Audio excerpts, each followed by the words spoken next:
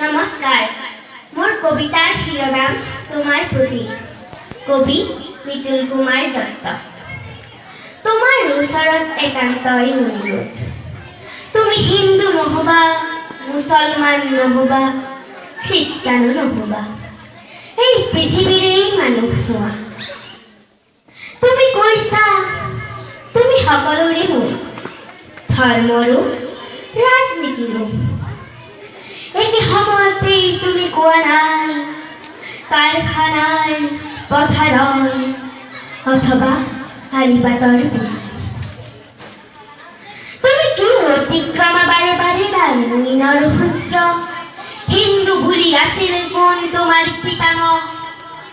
আছিল নে এনে কোনো মুছলমান হজৰতৰ আগত? পাবা জানো বিচাৰি যিচুৰ আগতে মহান খ্ৰীষ্টান? আচলতে তুমি খেলিব লাগে মাটিৰ সতে, তাতকৈ বেছি ভাবিব পৰা তোমাৰ কথা।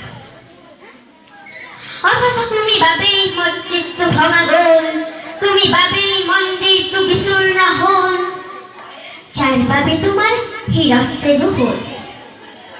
যুদ্ধৰ প্ৰতি তোমাৰ ইমানেই আগ্ৰহ, সন্মুখলৈ চোৱা বুজিবা তোমাৰ যুদ্ধ কাৰ বিৰুদ্ধে। আচলতে তোমাৰ ওচৰত একান্তই অনুৰোধ, তুমি হিন্দু নহবা, মুছলমান নহবা, খ্ৰীষ্টানো নহবা, এই পৃথিৱীৰেই তুমি মানুহ হোৱা। ধন্যবাদ।